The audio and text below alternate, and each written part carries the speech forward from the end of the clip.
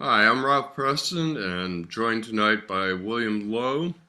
We do this stroke roadmap series, hoping that we help you with a transition from physical therapy to a home program. Um, and tonight we're going to talk a little bit about our experience overcoming knee hyperextension in both of our recoveries. It's a big issue for everybody, most everybody I know who has a stroke, like drop foot and other issues. So, William, I know you developed a little technique in your own recovery that you were going to share with us. Why don't you go ahead and do that?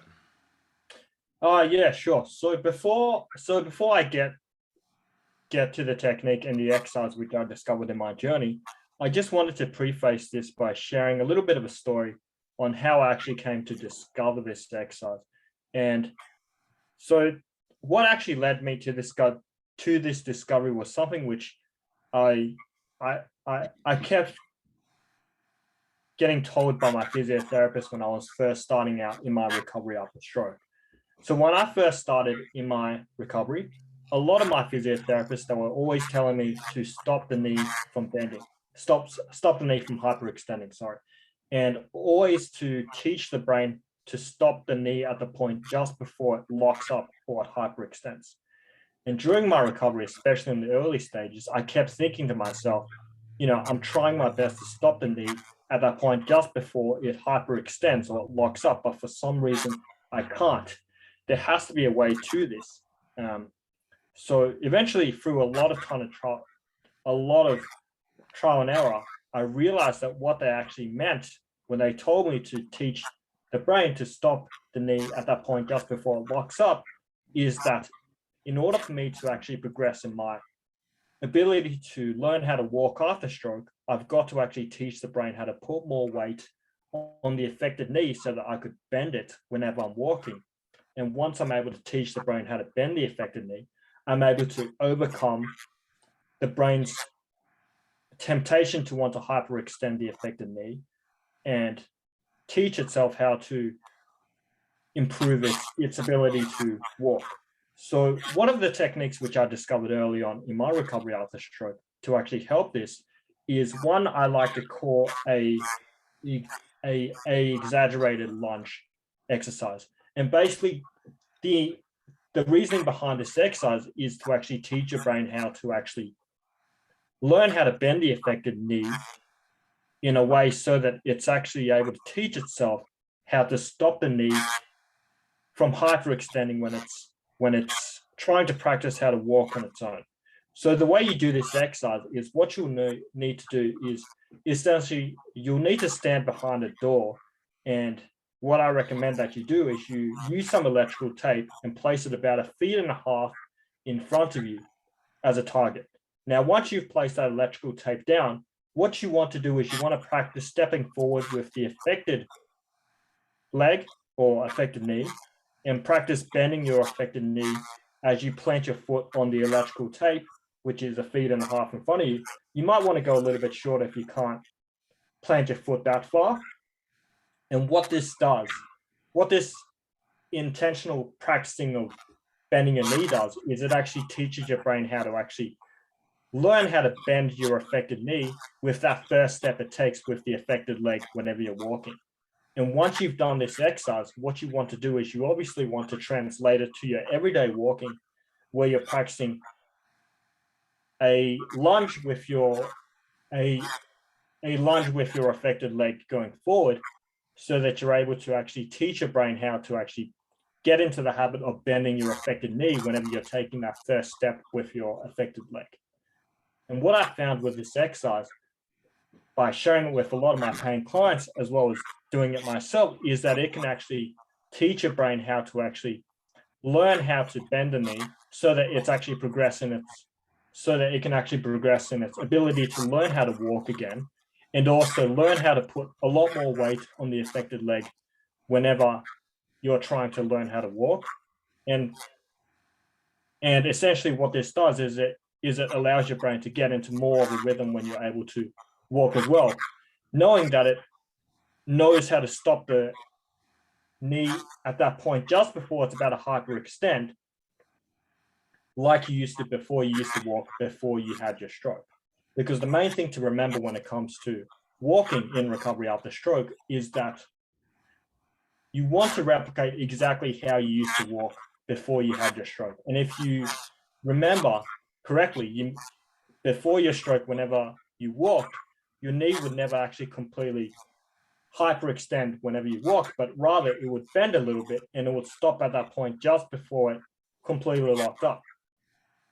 And that's really the key to walking, is to teach your brain how to regulate the signals which it's sending to the muscles which are responsible for walking in a way such that it's able to stop itself or stop the knee at that point just before it hyperextends or it locks up. Well, I did, well, one of my approaches early on, because I didn't know much, was I just figured upper leg strength fixed everything. And it doesn't, but it goes a long way towards, being able to bend your knee in the first place. And so I did a lot of upper leg strength, and I think ultimately that helps somewhat, because the stronger your leg is, the less likely you are to hyperextend, and doing deep knee bends and high stepping and stuff works on that balance between your quads and your glutes and hamstrings. But as I got better at walking, because I did practice intentional walking a lot every day, multiple times, I started having trouble with feeling like my knee was going to lock. In fact, if I wasn't careful, it would lock. And I just started doing real shallow bends, and like real shallow knee bends. And the way I figured it out was I stood there and I stood with my best posture, and I put my unaffected knee in what I thought was the right position, and I tried to mirror it with my affected knee, and then I pulled them a little too far back without letting it hyperextend to learn where that point was, and then I released and stood where I thought was the proper position. And I literally would just kind of stand there.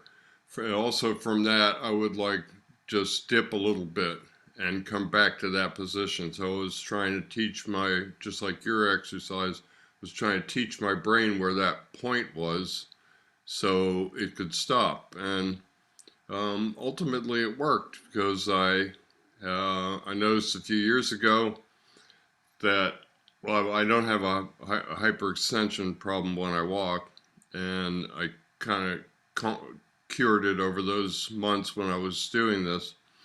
But I noticed a few years ago in photographs that my knees are a little bit more bent than they should be. So the last couple of years, I've been thinking about standing up a little taller, trying to unlearn that. But you very much can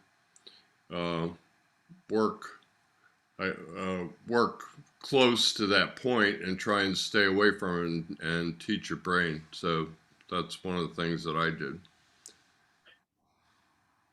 Yeah, and I mean, I'm so glad you mentioned that, Ralph, because a lot of this hyperextension, a lot of this teaching your brain how to overcome the knee wanting to lock up or hyperextend, it really comes down to this idea of teaching your brain actually how to actually control the way it regulates the signals it sends to the muscles which are used whenever you walk, so that you're able to stop your knee at that point just before it completely hyperextends or it locks up. And if you can actually teach your brain how to do that, what you can do, what you can expect to see is you can expect to see that your walking actually is able to improve, and you're able to actually get a little bit more cadence in your stepping, which is basically I think the way that you walk, which allows you to, I think it's actually, I might have to think about this. Yeah, it's basically a phrase which physiotherapists use to describe how you walk. So what they mean by that is the number of steps you use to take whenever you're walking, and how you and how much of a rhythm you are able to get into when you're walking. Well, I found that I needed to not only practice that knee position, but I needed to be real mindful of it when I walk my laps in the driveway 4 or 5 times a day. And so I would, at that point, was not the earliest, but it was still fairly early on. I stopped worrying so much about some of the other things that I had been working on. I was doing a pretty decent heel strike, so I just kind of said, let that go and do the best I could. And I really had to think about translating what I knew at the counter to be the right knee position to doing it mindfully when I was walking. Because if I didn't pay attention or something, I could end up hyperextending the knee. Because I was trying to learn how to go back close to it. I mean, as close to it as I could. And so that's tricky. When I had some hip trouble recently, I noticed that it kind of came back, and I started doing shallow knee bends again, and I started doing them on my affected leg only. Boy, those will really work those muscles right in that zone. The only problem is, if you're like most people, most stroke survivors, you're really doing 80% with your other leg most of the time. So when you go to the affected leg only, it's really hard to do very many of them, which means that you can't get a good controlled, you'll start doing the jerky muscle thing after a few. And I don't think that's a good way to learn anything. I like to have a nice smooth motion through the whole thing. One thing that I did was I would happen to be in pool therapy. They gave me a chance to go to 5 pool therapy sessions after my PT ended, and I said, sure. And I could stay in the pool, and after I did them there, and while I could only do a few on the land, I could do quite a few of them in the water, like 5, 6, 7, 8 on the land. I could do 40 or so in the water easily. One thing about the water is you move shallower, it gets harder. You move deeper, it gets easier. So, but that allowed me to, move smoothly through that range of motion, which is how I feel 2 things happen best. You build up the muscles you need, but you also, you're doing it in a controlled way, which I think helps with telling your brain where that stop point is. Because that's what you're trying to learn. I'm trying to learn a stop point. Yeah, that's right. And that's really, I mean, I'm so glad you mentioned that, Ralph, because like I mentioned earlier, when it comes to overcoming this temptation for your knee to want to hyperextend, it's about teaching your brain how to stop itself at that point just before the knee hyperextends. And I think if you can do exercises where you're able to expose your brain to a situation where it's controlling the range. So for example, if this is where your knee wants to hyperextend and straighten out, what you want to do is ideally, if you're serious about teaching your brain how to stop the knee from hyperextending, what you want to do is you want to do exercises which force your brain to play around with the ranges between completely hyperextending and bending. So for example, you want your knee to bend to do exercises where you're exposing it to it, where it's able to bend the knee, and then you're able to stop at a range just before it's completely hyperextending.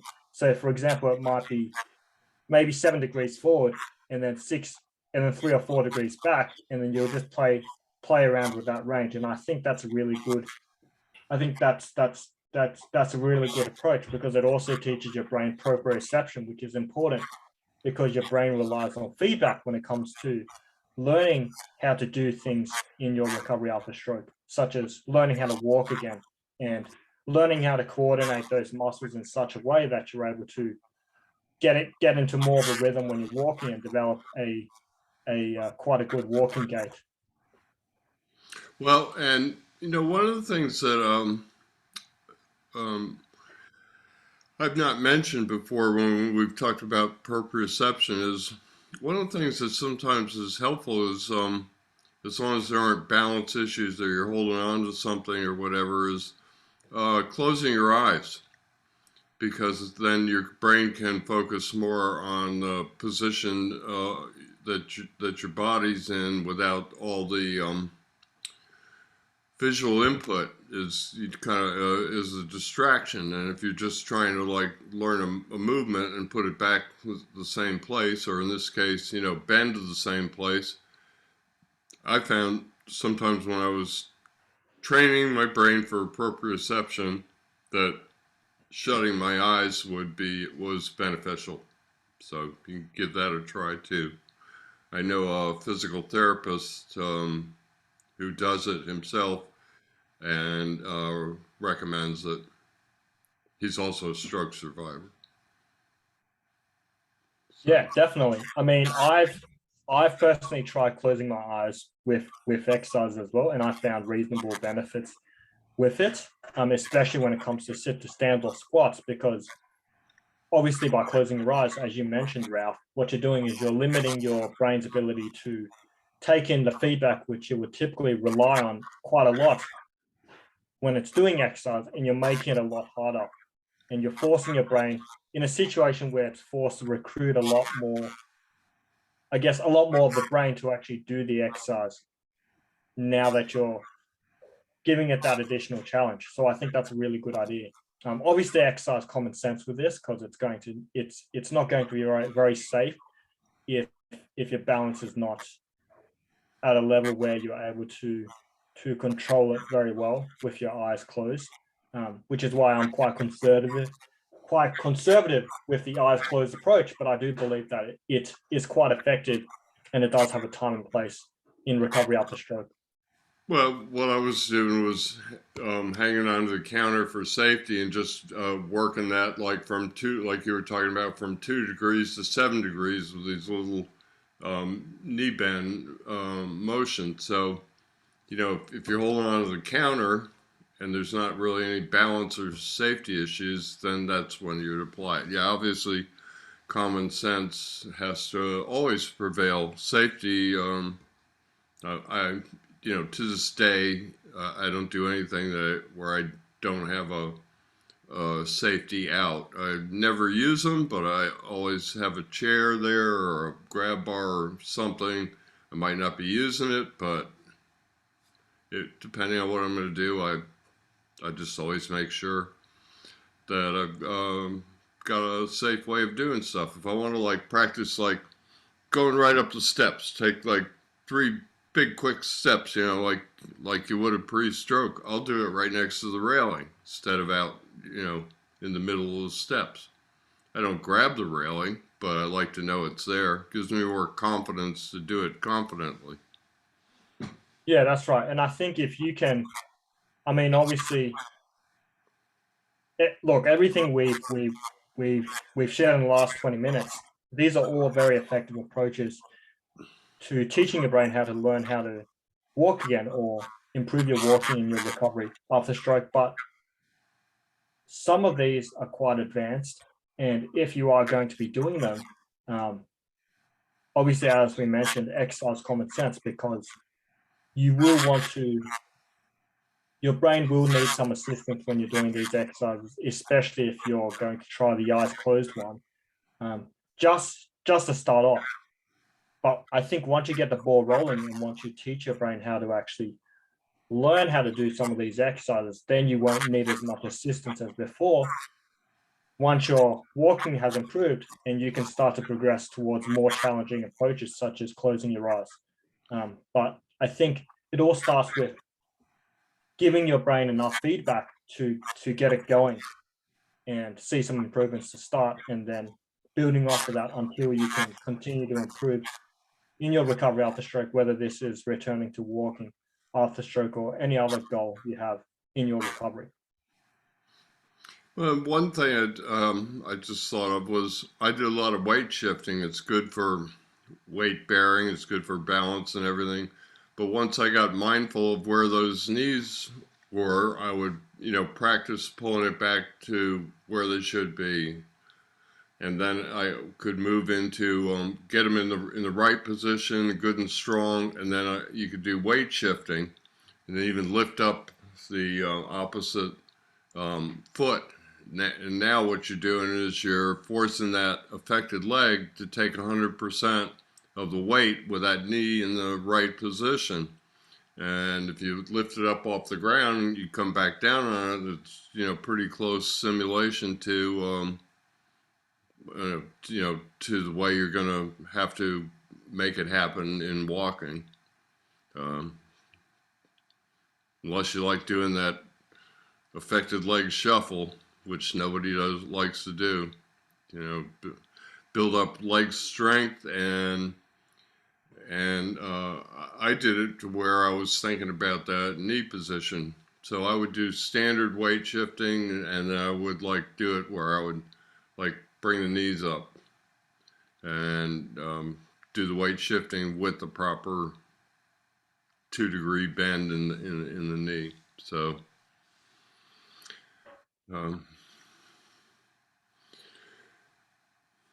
well, I guess unless you got something else, that's most of the techniques that I used.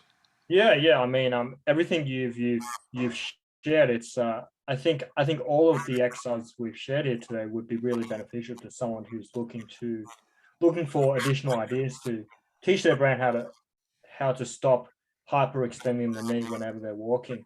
But what I am curious, and I've got my own approach to this, is when it comes to putting it all together, I'm curious, Ralph, what are your thoughts about how to, I mean, unless the average typical stroke survivor wants to do all of these exercises just standing up, what are your thoughts on how to actually put all of this together and actually apply it to real life? Well, I don't think there's any one exercise that's going to do it. I think people are always looking for, okay, if I just do this, if I do this motion and I do enough of them, that'll fix it. And I think it's kind of back to the thing about being mindful about it. And like we were talking about, being mindful about it when you go from the counter to walking wherever you walk. And your approach about, teaching the brain, you have to teach the brain that where the stop point is. So I just think that you could, like I said, I thought upper leg exercises were the solution to everything, and in a sense that they help a lot of stuff. But I got more focused on it when I started thinking about where is that position and what kinds of things can I do to work on training my brain where that position is. You worked out one, I worked out one, the next guy might work out something different. Anything where you're repetitively stopping or in your case, starting so that you can understand where to stop it. If you do that, I think that's the secret, the mindfulness, the way the brain works, and the mindfulness. Yet again, always. Yeah, that's right. And I think when it comes to any skill, learning anything in recovery after stroke, mindfulness is really key, especially in this case, teaching the brain how to bend the knee instead of hyperextending it. But you don't just want to do this in exercises itself. You also want to make that bridge between the exercises and applying that in real life, and actually being intentional about the way you walk whenever you're walking every single day anyway. Otherwise, the exercises you're doing at the clinic or at therapy, they're not going to they're not going to be very effective if you don't apply them, and you don't apply that intentional thinking or that mindfulness to everyday walking, and it won't stick. I'm just curious if you had any additional thoughts about that, Ralph. Well, I mean, I'm not a therapist and I didn't know what I was doing, but I thought about my knee locking and I figured out some stuff and I applied it in my exercises and I took it out to the driveway. And in a month or two, I wouldn't say I eliminated it, but I got rid of it most all the time. When you're not mindful, or if you're not having a great day, or you haven't been working out and you're weak, things can happen. But I pretty much put it behind me by the focused exercises and then being mindful about how I put it to practice in the driveway which is where I walk laps. So that's pretty much it. William, what else do you have? Yeah, I think everything we've covered in this in the last 20 minutes, it really sums up, the the the most effective approach. Well, I wouldn't say most effective, but I would say a very effective approach to teaching your brain how to improve your ability to walk, as well as overcoming the temptation for your brain to want to hyperextend the knee whenever you're walking, which I understand is a very common obstacle for a lot of stroke survivors when it comes to learning how to walk again in their recovery after stroke. And like we mentioned in the last 20 minutes, it really comes down to teaching your brain how to stop the brain, or condition itself how to stop the brain at that point just before the knee wants to hyperextend, exposing it to these conditions through exercise, so much so that it becomes second nature, and being intentional about this so that you're able to apply what it's learned from exercises which you've been doing, and also to everyday walking, so that you can get to a point where you don't even have to think about the way you walk and your knee just naturally bends like the way it used to before you had a stroke. Anyway, All right, great. So we'll see everybody next time. We're going to keep doing these shorter segments. They seem to work out. So catch you next week.